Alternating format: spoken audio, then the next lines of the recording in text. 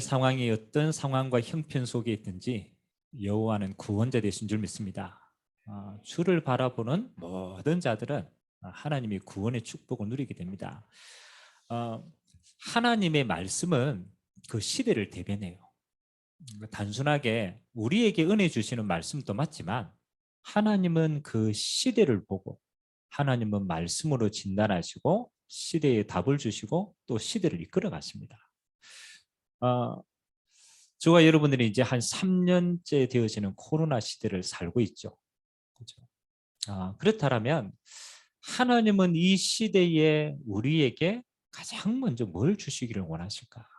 제가 기도하다가 그 하나님의 가장 중요한 음성 가운데 하나가 이사야서에 많이 숨겨져 있어요. 그래서 이사야서가 이 시대의 답이 될 수 있겠다라는 생각이 들어서 새해를 시작하면서 이사야서를 쭉 한번 우리가 묵상하고 응답을 찾았으면 좋겠습니다. 여러분, 이사야가 선지자로 활동했던 시기는 어떤 시기였을까요? 그렇죠? 이사야가 한 50년, 또 신학자들 한 60년 정도 선지자로 활동을 했대요. 인생 가운데. 그 시대는요, 4명의 왕이 오늘 거쳤어요. 오늘 1절에 보니까 우시야, 요담, 그 다음에 아하스, 마지막에 누굽니까? 히스기야. 우리 히스기야 왕은 좀 알겠죠? 히스기야의 기도를 우리가 알고 있으니까. 4명의 왕을 거치는 시기였어요. 시대적인 시간표는 어땠을까요? 히스기야가 활동하던 시대적인 시간표는 중동 지역 아닙니까? 네, 그 당시에 가장 세력을 펼쳤던 나라가 아수르입니다. 그래서 아시리아 이렇게도 표현을 합니다. 신학자들 아시리아. 이 아시리아가 중동에 있는 나라들을 하나하나씩 정복을 해나가요. 그래서 히스기야가 활동하던 시기에 북이스라엘은 아시리아에게 멸망을 당합니다. 그게 BC 722년에 일어난 사건이에요. 그러니까 이스라엘이 두 가지로 나눴는데 저 북쪽은 북이스라엘 10개 지파가 나라를 이루어 가지고 북이스라엘을 만들었고요. 남쪽에는 2개 지파가 이루어서 남유다로 이루었어요. 근데 이 두 나라 가운데 10개 지파가 누구에게? 아수르에게 정복을 당한 거예요. 그리고 남은 유다는 어떻게 합니까? 아수르가 계속 침공하겠죠. 여러분이 이 어마어마한 나라가 우리나라를 침범하고 이 어마어마한 나라가 포위했다고 생각했을 때 그 나라의 정치인들은 그 나라의 사람들은 맞잖아요. 위기의식을 느낄 거 아닙니까? 그러면 어떻게 하겠어요? 우리가 가장 쉽게 할 수 있는 거 뭐겠습니까?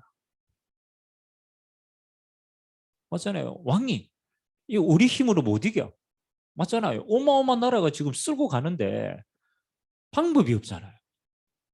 그러면 임금이 가장 첫 번째 할 수 있는 정책이 뭐입니까? 동맹입니다. 우리 힘으로 안 되니까 힘 있는 나라에 구조 요청해야 하는 요청을 합니다. 애굽의 구조 요청을 하고 바벨론의 구조 요청을 하고 요청을 합니다. 근데 과연 그 구조 요청이 동맹에 힘이 있을까요? 없을까요?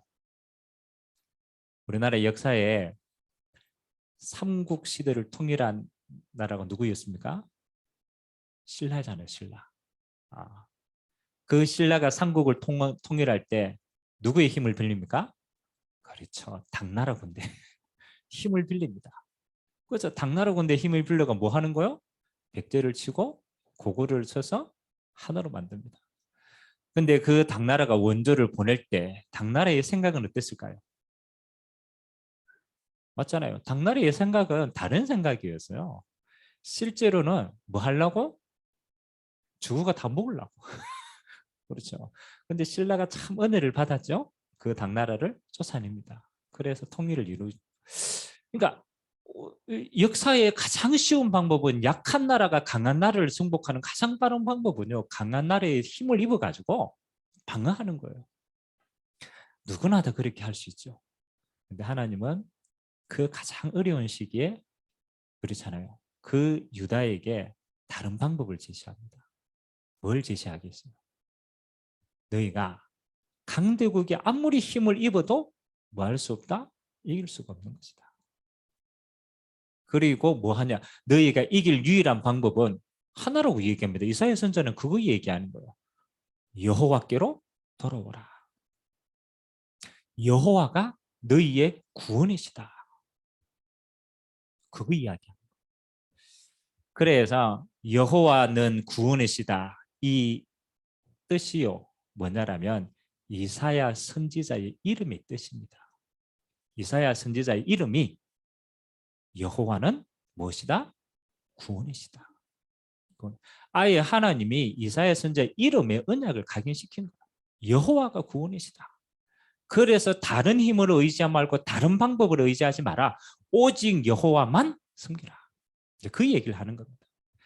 자, 근데 여호와가 구원이시다 이러고 이제 하나님만 바라보니까 불안해요, 안 불안해요?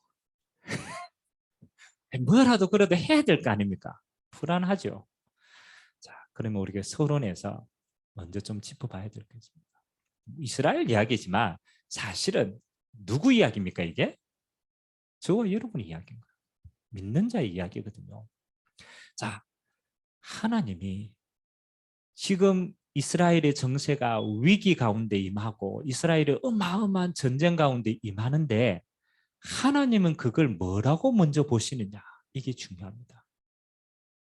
그렇죠? 아니, 강도국이 일어나는 건 자연적인 현상이고 전쟁이 일어나는 건 당연한 현상이지만 하나님은 그것을 그렇게 보시지 않았다. 하나님이 강대국을 사용해서 이스라엘을 치는 이유는 다른 데 있습니다. 왜 그럴까요? 이게 중요한 거예요. 우리는 그냥 막 어려우니까 어려움을 피하려고 방법을 사용하지만 하나님은 그 어려움을 묻지 않으시고 왜 어려워졌는가를 물으시는 거예요. 왜 이스라엘이 어려워졌습니까? 그게 진짜 중요한 거 아닙니까? 그래야 해결할 수 있죠. 하나님 뭐라고 얘기합니까? 너희가 여호와를 버렸기 때문에 일어난 일들이라고 얘기합니다. 그래서 이 강대국들이 침범하기 이전에 이스라엘의 유다의 영적인 상황이 어떠했는가가 중요해요. 여러분 화장실 들어갈 때하고 나올 때가 마음이 똑같아요, 안 똑같아요? 다릅니다. 이스라엘이 가나안을 정복하러 갈 때는 얼마나 갈급하겠어요. 맞잖아요. 진짜 이 땅이 우리 땅인데 그걸 정복할 때 하나님의 은혜와 하나님의 응답, 갈급하게 응답받고 이스라엘이 가나안을 정복을 했습니다. 다윗의 시대가 지나서 번성하여지고 그렇잖아요. 영향력을 미쳤어요. 여러분이 평안한 시기가, 번성의 시기가 오래 가면은 사람 마음은 어떻게 될까요? 이게 중요합니다. 번성의 시간, 평안의 시간이 오래 가니까 사람들 마음이 어떻게 될까요? 이게 문제입니다. 이스라엘이 하나님을 잘 섬기고 있는 모양은 가졌어요. 근데 그들의 마음은 하나님의 은혜를 더 이상 갈구하지 않는 거예요. 점점 마음이 떠난 거예요. 이게 중요하거든요.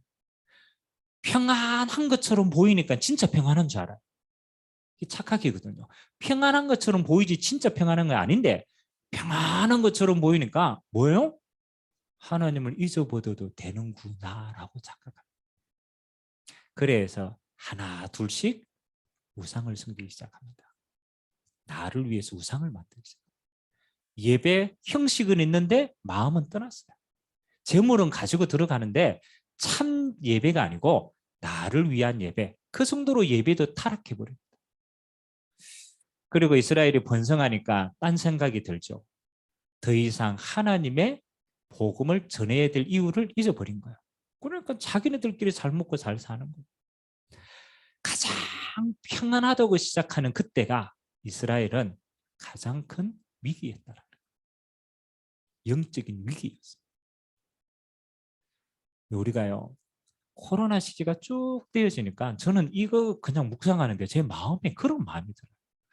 코로나 시기가 2년 반, 그렇죠. 3년째 접었으니까 목회자인 저도 신앙생활을 하던 것들이 예전만 못해요. 여러분 어떻습니까? 여러분의 자세와 중심이 예전하고 똑같을까요? 좀 달라졌을까요? 좀 달라졌어요. 자세도 좀 달라지고요. 우선순위도 좀 달라지고요. 시간도 삶도 점점점 구멍이 조금씩 생겨요. 근데 1년 차 때는요. 몸부림을 좀 쳤어요. 아, 이러면 안 되지. 예배자로 써야 되지. 아, 그렇게 해야지. 몸부림 쳤어요. 2년 차쯤 되니까요. 어떻게 돼요? 마음에 당연하다라는 생각이 조금 들어요. 상황이 이러니까 어떻게? 당연하지. 환경이 이러니까 당연하지. 뭐가 생겼냐면요. 핑계거리가 자꾸 생겨요. 근데 옛날에는 핑계거리 생겨도 아니다. 이랬는데 이제는 합당한 핑계거리가 생기니까 마음에 이것 좀은 아시겠지. 그렇잖아요. 이거 하나님 아시겠지. 이 상황이 이런데 양보하겠죠. 마음에 양보를 조금씩 했는데 티가 안 나. 이게 중요한 거죠. 조금씩 양보했는데 지금까지 쌓아둔 게 있어가지고 사라지는 거예요. 별 문제가 없는 것처럼 보여. 사라져. 사라져. 그 사라지는 걸 보고 우리 마음속에는 착각을 하는 거예요. 괜찮구나. 내가 조금 요거 했는데 요로 해도 괜찮구나. 내가 조금 비웠는데 비워도 괜찮구나. 상황이 그렇게. 저는 이거 이스라엘 보고 욕하는 하나님이신데 저는 그게 이스라엘 이야기가 아니고 제 이야기로 느껴졌어요. 내가 착각하고 있지 않는가. 내가 조금 우선순위를 바꿨는데 괜찮다라고 나는 착각하고 있지 않는가. 내 실상은 그렇지 않지 않느냐. 이해됩니까? 깨달으시기 바랍니다. 여러분의 주변에 이 시대에 일어나는 모든 문제에 대한 책임은요. 불신자에게 있지 않아요. 절대 그렇지 않더라. 이 시대에 일어나는 모든 어려움은 그 중심에 누가 있느냐?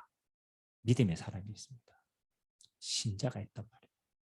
믿음의 사람이 언약을 저버리면 시대는 재앙이 오더라. 근데 믿음의 사람이요. 자꾸 착각하니까 시대가요. 어려워져요. 어려워져. 그래서 이거의 중요한 시간표는 누구의 탓도 아니고 내게 있구나라는 생각이 들었어요. 그래서 여러분 오늘 서론의 첫 번째 여러분 기억해야 될 게 뭡니까? 하나님이 이 어려운 시대에 오늘 1장 9절에 보니까 하나님이 이렇게 약속했어요. 9절 다시 한번 읽어보겠습니다. 1장 9절 시작. 만군의 여호와께서 우리를 위하여 생존자를 조금 남겨두지 아니하셨더라면 우리가 소돔 같고 고모라 같았으리로다. 아멘. 하나님이 심판의 시대, 재앙의 시대예요. 하나님이 누구를 조금 남겨놨다고? 생존자를. 이 생존자는 그냥 목숨 붙은 내 생존자가 아닙니다. 하나님의 은혜를 전달할 남은 자를 조금 남겨두었어요. 하나님은 그 조금 남은 자를 통해서 하나님은 새 일을 행하십니다. 그래서 이스라엘의 가장 큰 주제 가운데 하나가 남은 자입니다. 그걸 영어로는 남은 자인데 그걸 영어로는 렘넌트라고. 렘넌트라고. 그래서 저와 여러분은 그냥 예배자로 썼지만 마음에는 담아두셔야 돼요. 하나님이 이 재앙의 시대에 나를 남은 자로 부르셨구나. 아니 우리가 착각도 하고 황폐하고 이러지만 저와 여러분 안에 하나님의 은혜를 남겨두신 줄 믿습니다. 하나님의 나를 남은 자로 불러주셨구나. 남은 자인 나를 통해서 하나님은 희망을 얘기하길 원하는구나. 아멘. 그걸 정체성을 빨리 회복해야 우리가 이사야서를 올바르게 응답받으죠. 이사야를 남은 자로 불러주신 것처럼 이 시대에 저와 여러분을 남은 자로 불러주셨다. 자, 그러면 우리가 한번 보겠습니다. 남은 자인 저와 여러분이 보아야 될 현장과 현실입니다. 이게 첫 번째입니다. 오늘 이사야서 1장 2절에서 그렇잖아요. 8절까지. 이게 하나님 이사야 선지자를 통해서 본 그 시대와 개인의 상황이었어요. 찬양도 우리가 있듯이 3절에는 비유를 말했습니다. 한번 읽어볼까요? 시작. 소는 그 임자를 알고 나귀는 그 주인의 구유를 알건만 이스라엘은 알지 못하였고 나의 백성은 깨닫지 못하는도다 하셨도다. 아멘. 하나님은 이 시대에 우리에게 뭘 얘기하느냐? 소는 임자를 안다. 알아요, 몰라요? 용을 주러 가면요, 소는 알아요. 아, 우리 주인이 내게 먹을 걸 주는구나. 고맙다. 있죠. 하나님이 이스라엘의 아버지가 되어가 그렇게 섬겼는데 이스라엘이 오늘 뭐 했다고요? 여호와를 잊어버렸다. 우리의 영적인 상황을 이야기를 합니다. 그리고 그 후에 뭐 하느냐? 너희가 온 몸에 성한 곳이 없다. 머리끝부터 발끝까지 병들었다. 더 나아가서는 너희의 땅은 황폐되고 너희의 성읍은 불에 타고 너희의 토지는 이방인에게 빼앗겼다. 그리고 8절에는 시온, 그 다음에 뭐 원두막 이야기하지만 그거는 여러분 우리의 후대를 얘기해요. 우리의 후대도 뭐 했다? 앞으로 곧 망한다. 위기입니까? 위기 아닙니까? 위기입니다. 하나님이 첫 번째 우리에게 말씀하는 게 이 시대가 무슨 시대다? 위기의 시대다. 그거 깨달으라. 평온한 것처럼 보는데 그거 아니야. 다 잘 되는 것처럼 잘 되는 시기가 아니야. 지금 시기는 무슨 시기라고? 위기의 시대다. 위기의 시대다. 여러분 가장 평안할 때요. 진짜 보면 위기. 영적으로는 위기입니다. 그래서 하나님이 우리 마음에 담으래요. 이 시기가 어떤 시기다? 영적으로 위기 시대다. 한국 교회가 전 세계에서요. 그렇잖아요. 가장 큰 교회가 한국에 있고요. 또 한국 교회가 어마어마하게 많이 발전을 했어요. 진짜 발전. 근데 이번에 코로나를 지내면서 한국 교회가 어떻게 됐을까요? 그렇죠. 코로나 시기를 지나가면서 한국 교회의 실상은 어떻게 돼요? 뭐 한국 교회만 그렇겠습니까만은 그래도 우리가 열심히 있는 민족이니까 이 열심히 있는 민족인데 한국 교회가 반 이상이 무너졌어요. 반 이상이 무너졌어요. 저는 그거 반 이상이 무너졌다 안타깝다라고 생각을 했지만 곰곰이 한번 생각을 해봤어요. 한국 교회가 코로나라는 위기 속에서 반 이상이 무너졌다라면 평상시에 우리의 모습은 어땠을까? 맞잖아요. 평상시에 교회의 모습은 어땠을까? 저는 그게 더 떠오르더라고. 그럼 평상시에 교회가 건강하고 교회가 온전하다라면 위기가 왔다. 그럼 교회는 어떻게 될까요? 맞죠? 위기가 왔다. 그러면 교회는 더 힘내가지고 세상의 위기를 막아야 돼요. 그러니까 더 힘나는 것이 교회가 돼야 돼요. 그래야 안 그래요? 당연하죠. 건강하면요, 교회는요, 위기가 올 때 빛을 더 발합니다. 근데 위기가 왔어. 교회가 어떻게 됐다고요? 반 이상이 무너졌다. 그건 위기의 문제가 아니라는 거예요. 평상시에 우리의 모습이라는 거예요. 평상시에 우리의 신앙이라는 거예요. 코로나 때문에 신앙이 무너졌습니다라고 그렇잖아요. 그게 훨씬 더 많아요. 코로나 때문에 더 큰 은혜를 받았습니다라고 하는 게 더 적어요. 그래서 가만히 보면서 코로나는 시기적인 어려움이지만 교회와 우리의 모습을 진짜 진단할 수 있는 시금석과 같은 시기다. 그래서 하나님은 우리에게 오늘 뭘 이야기합니까? 우리의 영적인 상태가 어떠한가를 뭐 하라고? 점검하라고. 그리고 이 시대를 그 눈으로 보라고. 그래서 저는 여기에서 조금 한 단어를 좀 떠올렸습니다. 믿음의 사람은 뭐가 있어야 된다?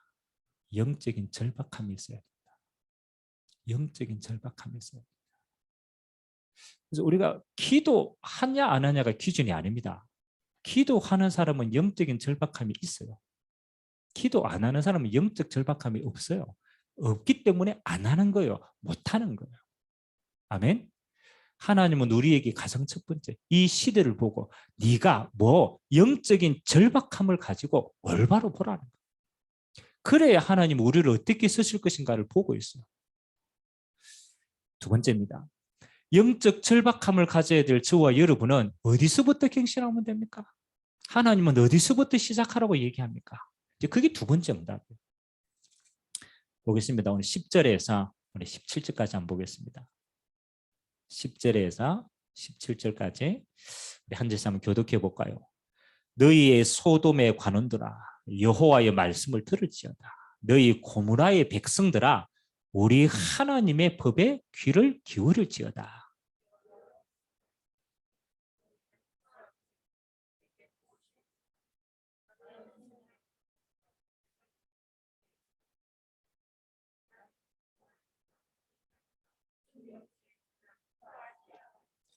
너희가 내 앞에 보이러 오니 이것을 누가 너희에게 요구하였느냐?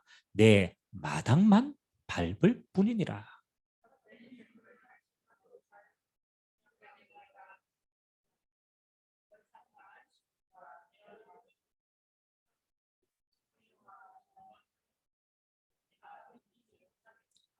내 마음이 너희의 월삭과 정한 절기를 싫어하나니 그것이 내게 무거운 짐이라. 내가 지기에 곤비하였느니라.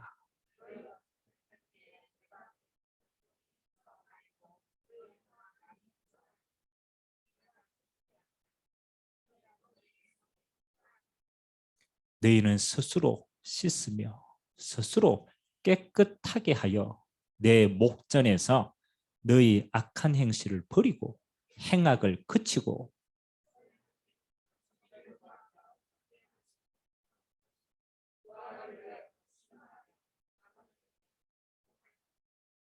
아멘. 조금 그렇잖아요. 어떻게 보면 진짜 재앙의 일인데 하나님이 우리에게 뭘 말씀하십니까? 그렇죠? 너무너무 저주하는 겁니다. 너희가 예배하러 와도 하나님이 예배를 받을까요? 안 받을까요? 안 받는다라고 얘기했어요. 너희가 재물을 가지고 와도 내가 그 재물 이제 배불러가 안 받는다. 이게 무슨 말일까요? 그렇죠?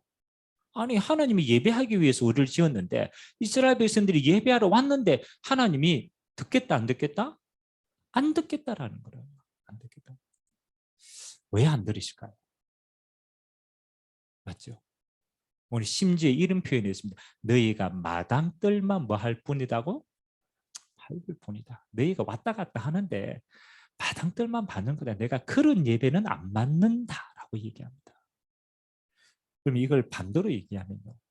하나님은 하나님의 백성이 만나는 예배를 통하여 모든 축복과 응답 주십니다.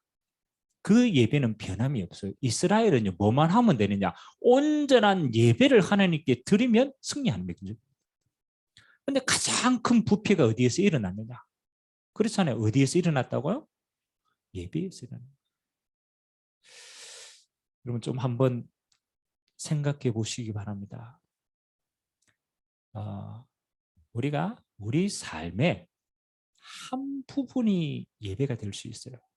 맞잖아요. 우리 삶의 전체에 있어서 교회 가는 날이야. 그렇죠. 교회 가는 시간이야. 한 부분을 우리가 할애해서 예배자로 쓸 수 있습니다. 그러나 하나님이 원하시는 예배는 어떨까요? 그렇죠. 하나님이 원하시는 예배는 어떨까요? 그렇죠? 그럼 그 온전한 예배는 뭘 말하는 건가요? 온전한 예배. 하나님이 원하시는 예배는요. 우리 삶 전체가 예배가 돼요. 이게 중요한 겁니다. 너가 마음대로 살고 삶 중에 너가 마음대로 다 죄악 버리고 살아놓고 주일날 뭐 하나 오는 거요? 회개하라 이제 재물 하나 데리고 옵니다. 재물 하나 데리고 와가지고 사함 받고 아이고 그래도 마음의 짐을 들었네. 왜? 나왔으니까. 그 마음의 짐을 들고 또 세상 나가서는 어떻게 살아요? 그 지 마음대로 사는 거예요. 그러놓고 또 예배 한번 와서 내가 오늘 교회 왔어. 그래도 마음은 좀 편해. 그렇죠. 하나님 진노 이제 조금 멸할 것 같으니까 그래. 맨날 어떤 예배? 나를 위한 예배만 드리러 가는 거예요. 내가 예배하러 오는데 네 예배자의 주인이 누구냐? 네가 주인 아니냐? 네 마음 편하자고 예배 오는 거 아니냐? 그래요, 안 그래요? 하나님 보실 때는 그런 거라. 네 마음 편하자고 예배하러 오는데 나는 더 이상 그 예배 받겠다 안 받겠다? 안 받겠다. 네 마음 좀 불편해봐. 네 마음 좀 불편해봐. 그래야 깨달으니까. 그 하나님이 기도하는데 내 안 듣는다고. 뭐 이걸 우리가 율법적으로 정성을 들이고 거룩하게 드리고 뭔가 자세를 갖추고 그 말일 수도 있지만 하나님은 뭘 얘기해요? 우리 삶의 본질을 얘기합니다. 우리 삶의 본질. 네 삶의 전체가 뭐다? 하나님 앞에 예배하는 자다. 그거 얘기하는. 네 삶의 24시가 내가 너와 동행하고 함께하는 하나님의 자녀의 삶 자체가 예배다. 이거 예배자로 살다가 하나님 앞에 예배하러 오는 것이다. 그래서 저는 예배를 회복하는 것도 중요하지만 가장 중요한 건요. 내 삶의 예배자가 되는 것이다. 마음에 담으세요. 내 삶의 예배자가 되는 것이다. 여러분의 모든 일이 예배라고 생각하셔야 돼요. 여러분의 모든 있는 곳이 예배처가 돼야 돼요. 그래서 저는 오늘 찬양이 참 의미가 깊다고 생각했어요. 저는 메시지 듣는데 찬양 생각났어요, 안 났어요? 찬양 왜 했는지도 모르지. 오늘 찬양 내용이 그 내용이라. 곰곰이 다시 한번 나중에 들어보시기 바랍니다. 내 삶의 모든 것이 예배처가 되어야 합니다. 내 삶이 예배자로서야 합니다. 여러분, 하나님의 자녀는요. 정말입니다. 하나님의 자녀는 뭔가를 해서 세상에 빛이 되는 게 아니에요. 하나님의 자녀는요. 우리의 24시가 하나님과 함께하는 거 누리면 끝나는 거예요. 그러면 저주와 재앙이 무너지는 거예요. 그것으로 우리는 승리하게 되는 거예요. 하나님은 본질을 이야기하는 거예요. 네 모든 삶이 뭐다? 예배자다. 하나님 앞에서 서는 것이다. 주님이 주인된 삶이다. 그걸 우리는 올해 이런 단어로 정의를 했어요. 24시라는 단어를 정의했어요. 그럼 우리가 24시라는 단어의 그 속뜻은 뭐 하는 겁니까? 그 속뜻은 우리 24시가 뭐다? 하나님의 은혜 누리는 예배자라는 거예요. 내 24시가 예배자로서 올 한 해 하나님이 이 응답 누리게 되길 주님의 이름으로 기도합니다. 예배자로 쓰임받다가 예배하러 오시기 바랍니다. 자세라. 예배하고 또 우리의 삶에 예배 응답 받으시기 바랍니다. 그냥 형식적으로 하는 거 말고 삶 자체가 하나님께 드려진 삶이다. 나중에 이제 조금 그 이야기를 깊이 하겠지만 일단은 자세가 그렇다. 마지막 세 번째입니다. 하나님은 이스라엘이 예배자로 쓸 때 하나님은 어떻게 응답하시느냐. 24절에서 우리 31절까지 한 절씩 한번 교독하도록 합니다. 24절에서 31절까지. 그러므로 주 만군의 여호와 이스라엘의 전능하신 자가 말씀하시되 슬프다. 내가 장차 내 대적에게 보응하며 내 마음을 편하게 하겠고 내 원수에게 보복하리라.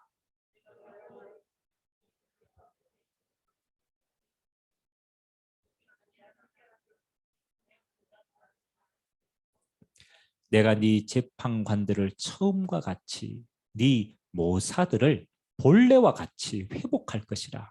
그러한 후에야 내가 의의 성읍이라 신실한 고을이라 불리리라 하셨나니.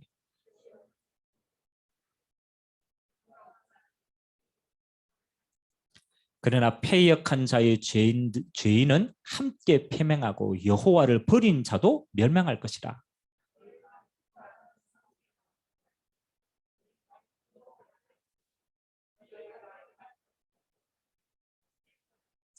같이 읽겠습니다. 너희의 잎사귀 마른 상수리 나무 같을 것이요 물 없는 동산 같으리니 강한 자는 사모라기 같고 그의 행위는 불티와 같 함께 탈 것이나 끌 사람이 없으리라. 아멘. 하나님이 마지막 심판을 이야기하는데 그 속에 뭐가 숨겨져 있냐면 하나님의 구속의 은혜가 숨겨져 있어요. 하나님이 뭐라고 얘기하시느냐라면 25절에 보니까 내가 내 손을 네게 돌렸어. 하나님이 하나님을 바라보는 주의 백성들에게 돌렸어. 찌꺼기를 잿물로 어떻게 한다고요? 씻어 놓겠다. 청결하게 하겠다. 네 혼잣물을 다 제하여 버리겠다. 그래서 하나님이 뭘 해? 너희 하나님이 만드신 처음 것과 같이 내가 뭐 하겠다? 회복할 것이라. 그래서 27절에는 시온의 정의로 구속함과 그 돌아온 자들은 공의로 구속함을 받으리라. 아멘. 여호와의 구속하심입니다. 하나님은 우리가 찌꺼기가 버려졌지만 하나님은 우리에게 뭘 베푸시기 원하신다? 은혜 베푸기를 원하신다. 하나님 앞에 돌아오는 자를 하나님은 치유하시고 회복하시기를 원하신다. 그래서요, 여호와께 돌아오는 자, 여호와만 바라보는 자에게는 회복의 역사가 있습니다. 그리고 더 중요한 건요, 그 다음에 너희가 회복하면 회복으로 끝나는 게 아닙니다. 시온은 누구를 위해서 있습니까? 이스라엘 백성만을 위한 게 시온이 아닙니다. 시온의 영광은 열방을 위해서 있는 겁니다. 아멘. 너희를 회복하여서 하나님의 목적은 뭐다? 열방에 빛이 되게 하겠다. 그게 진짜 응답이에요. 하나님은 우리를 고치시고 치유하시고 회복하는 거는 그냥 우리가 낫는 수준이 아니라는 거라. 너희를 통하여 원래 하나님이 주시는 응답, 너희를 통하여 열방을 살리는 그 자리에 있게 하겠더라. 그게 이사야서 60장부터 가면 이제 우리가 저번 주에 읽은 말씀처럼 빛의 응답입니다. 회복의 응답입니다. 그래서 오늘 제가 세 가지 잠깐 이제 이사야서 서론인데 눈을 딱 주제를 잡아야 돼요. 이사야서는 누구를 향한 메시지다? 나를 향한 메시지인데 남은 자를 향한 메시지다. 하나님이 남은 자를 통하여 어떻게 우리 현장에 새 시대를 이끌어가기를 원하시기 때문에 렘넌트로 나를 불렀다. 그러면 남은 자인 나는 뭐 먼저 봐야 되냐? 내 상태를 먼저 봐야 된다. 아, 내 영적인 상태가 잘 되는 그렇지 않구나. 무너져 있구나. 황폐되었구나. 그래서 우리의 자세입니다. 어디서부터 회복합니까? 예배자로 서는 겁니다. 그게 가장 첫 번째로.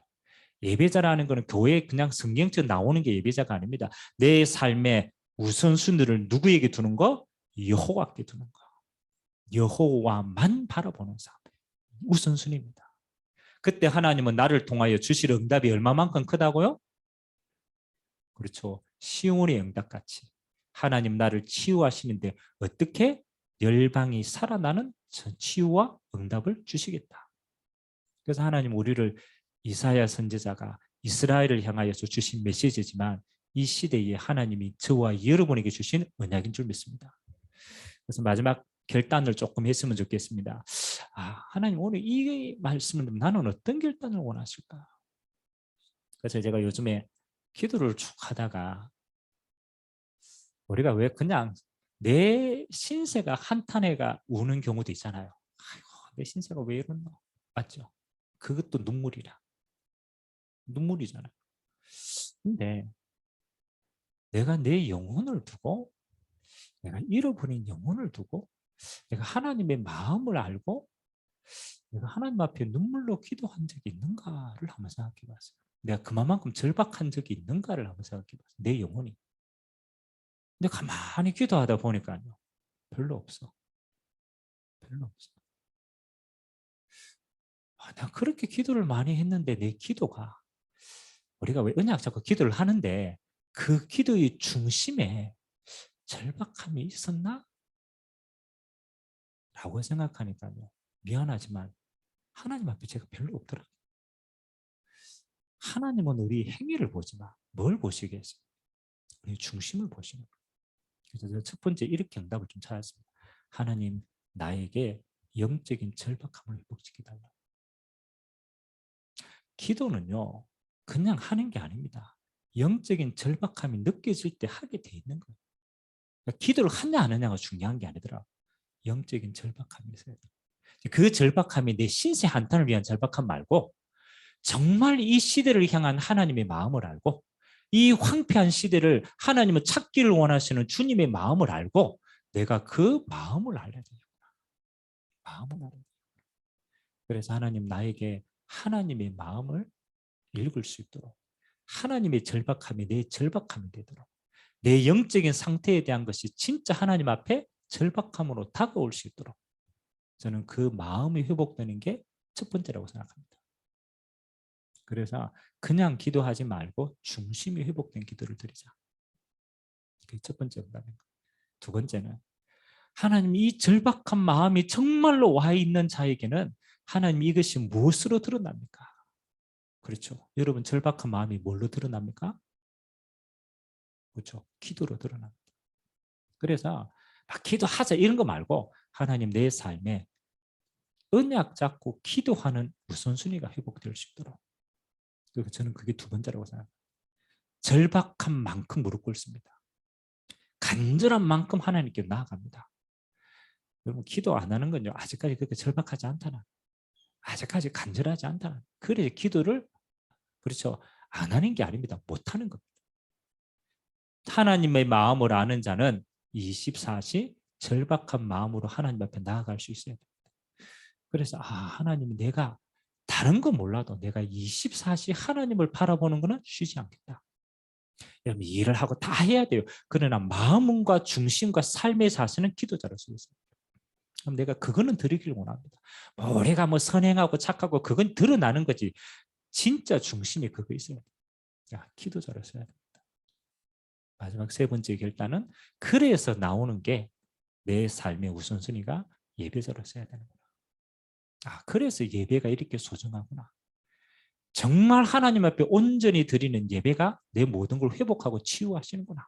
나는 그 힘으로 세상에 빛의 응답 전달하겠다. 그게 하나님 우리에게 주신 은혜입니다. 하늘을 시작하는 여러분에게 하나님의 중심과 조금 마음이 이해가 되고 진짜 하나님의 은혜 받아서 하나님의 손과 발이 되어지는 축복이 한 주간 되시기를 주님의 이름으로 기도드립니다. 우리 같이 한번 조용하게 하나님 앞에 나아가기를 원합니다. 우리가 기도 평상시에 잘 못하잖아요. 하나님, 오늘 이사야 선지자를 통하여서 하나님은 우리에게 외치십니다. 여호와가 구원이시다. 조금 더 들어가면 여호와만이 우리의 구원이 되신다. 하나님 내 삶에 진짜 구원하시는 여호와를 온전히 바라보는 시간 있게 하시고 하나님 나의 비어있는 모든 그 상처난 부분들이 오늘 하나님의 은혜로 채워지고 치유되는 시간 되게 하시고 이제 우리의 삶의 생활의 영역이 빛의 영역이 되어서 많은 사람을 치유하는 자로 설 수 있도록 하나님 나를 이 시간 축복하여 주시고 은혜 내려달라고 우리 같이 한번 말씀 잡고 합심으로 한번 조용하게 기도하도록 하겠습니다. 살아계신 하나님 감사드립니다. 하나님 아버지 오늘 주의 보좌 앞으로 하나님 나아갑니다. 종들의 기도를 들으시고 우리의 삶을 치유하시는 은혜가 먼저 임하는 자가 되기를 원합니다. 우리는 안일하게 하나님 아버지 우리는 참 평탄하게 그냥 되어지는 삶인 줄 알았습니다. 그러나 하나님 우리의 영적인 시간표는 위기라고 말씀하십니다. 하나님이 이 시대의 시간표는 위기라고 말씀하십니다. 하나님 아버지 오늘 풍랑 만난 이 시대에 하나님 우리를 남은 자로 부르셨습니다. 아무도 할 수 없는 그 일을 위하여서 하나님은 우리를 남겨두셨습니다. 하나님 아버지 시대를 향한 하나님 우리는 큰 건 줄 알지만 하나님 아주 작은 나의 회복부터 하나님 앞에 시작되어지기를 원합니다. 나의 하나님의 마음을 감각하는 것부터 시작하기를 원합니다. 우리의 황폐되어진 모습을 먼저 보기를 원합니다. 내가 너를 싸매겠다. 내가 너를 씻기겠다. 내가 너를 회복하겠다. 처음 너를 만드신 그 은혜로 하나님 우리를 회복시키겠다 약속하셨습니다. 하나님 아버지 오늘 종들의 마음속에 하나님을 향한 절박함들이 있게 하시고 여호와를 24시 앙망할 수 있는 새 힘과 은혜를 부어주시자 하나님 아버지 우리의 삶이 참된 예배자로 주님께 온전히 드려지는 자 되기를 원합니다.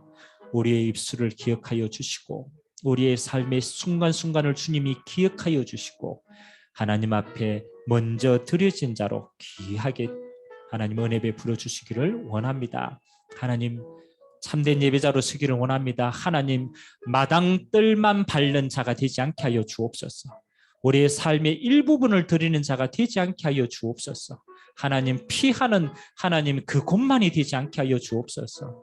우리의 삶 전체가 예배자가 되게 하시고 온전히 드리는 예배가 되게 하시고 우리의 모든 것을 하나님께 드리는 자가 되도록 주님이 축복하여 주옵소서. 그래서 하나님, 온전한 예배 속에 임재하시는 주님, 성삼위 하나님의 보좌의 임재로 하나님 충만케 역사옵시고 하나님의 뜻을, 내가 다윗을 만나니 내 마음의 모든 것을 이룰 자다라고 한 것처럼 하나님이 우리를 만나실 때 하나님의 모든 뜻을 이룰 자들로, 우리의 마음에 시온의 대류가 있는 자들로 하나님 앞에 나아가기를 원합니다. 종들의 모든 삶이 한 주간 동안의 모든 만남과 일이 하나님의 이 빛의 역사가, 보호자의 역사가, 성삼위 하나님의 권능이 드러나며 전달되는 응답이 있는 축복이 있도록 주님이 역사하여 주옵소서.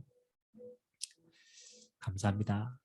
하나님, 오늘도 우리의 삶에 하나님 앞에 예배 드릴 수 있는 예배자로 서게 하여 주시니 감사드립니다.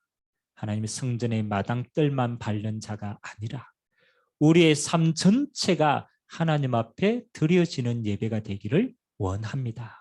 우리를 받아주시고 하나님, 우리를 상처난 부분, 연약한 부분 싸매시고 치유하여 주시고 회복하여 주시어서 시온의 응답이 우리를 통하여 모든 열방에 전달되어지도록 주님이 은혜 베풀어 주옵소서.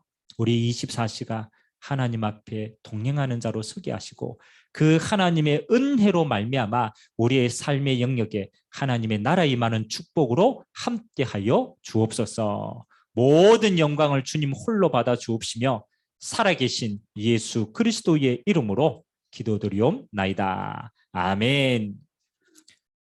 찬송가 285장 찬양 드리면서 준비한 예물 하나님께 드립니다. 285장입니다.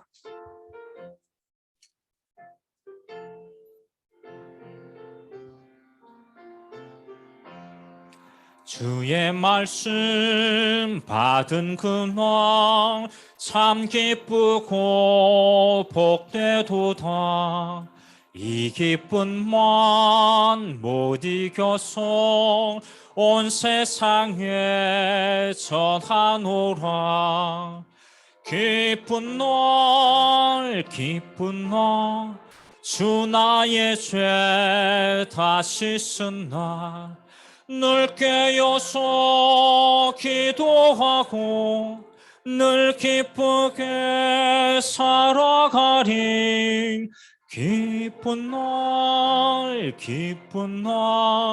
주 나의 죄 다시 쓴 날 이 좋은 날 내 천한 몸 새 사람이 되었으니 이 몸과 마음 다 바쳐서 영광의 주를 섬기리. 기쁜 날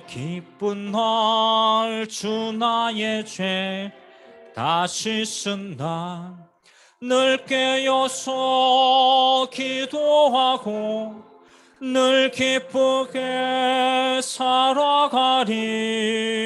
기쁜 날 주 나의 죄 다시 새 사람된 평안한 마음 늘 있어서 이 복된 말 전하는 일 나의 본분 삼았도다. 기쁜 날 주 나의 죄 다시 쓴 날 늘 깨어서 기도하고 늘 기쁘게 살아가리. 기쁜 날 주 나의 죄 다시 쓴 날. 아멘. 아멘. 한 주간 하나님이 구원의 은혜가 날마다 풍성하기를 기도합니다. 광고 말씀드립니다. 주보 뒷면을 참고하시기 바랍니다. 오늘은 우리 이제 3주째 되어집니다. 우리 3주차는 우리 각 국과 또 각 위원회들의 모임들이 매달 진행이 됩니다. 그래서 오늘 오전에는 RUTC 위원회로 진행이 되었고요. 우리 점심 식사 이후 1시 20분에는 매달 셋째 주 우리 건축위원회 모임을 가집니다. 앞으로 하나님의 빛의 문화 전하는 성전의 축복을 두고 우리 짧은 시간이라도 같이 기도하고 말씀 인도받는 시간이 되길 바랍니다. 다음 주는 우리 국장단 모임이 있습니다. 1월 예배 안내입니다. 오늘 오후 예배는 우리 전체 임원 수련회로 진행이 되어집니다. 우리 한 해 동안 임원으로 우리가 또 이렇게 부르심을 받은 분들이 있습니다. 그래서 제가 한번 이렇게 물어보니까 목사님, 뭐 남전도회 회장이고 뭐 어디 회장인데 뭐 해야 됩니까? 라고 묻는 사람이 너무 많아요. 자리는 있는데 역할을 몰라. 뭘 해야 되는지 몰라서. 그래서 오늘 이제 우리 임원들이 한 해 동안에 우리의 자리에서 또 우리의 맡겨진 직분에서 어떻게 하면 하나님을 가장 기쁘시게 할 수 있을까? 그것을 우리가 말씀으로 잡고 결단하고, 예배 이후에는 우리 각 기관별로 모여서 우리 한 해의 응답들을 두고 조금 기획하는 시간들 조금 같이 가지도록 합니다. 다음 주는 우리 재직 헌신 예배를 드립니다. 여러분, 재직 이러니까 좀 생소하죠? 재직 무슨 뜻일까요? 재직.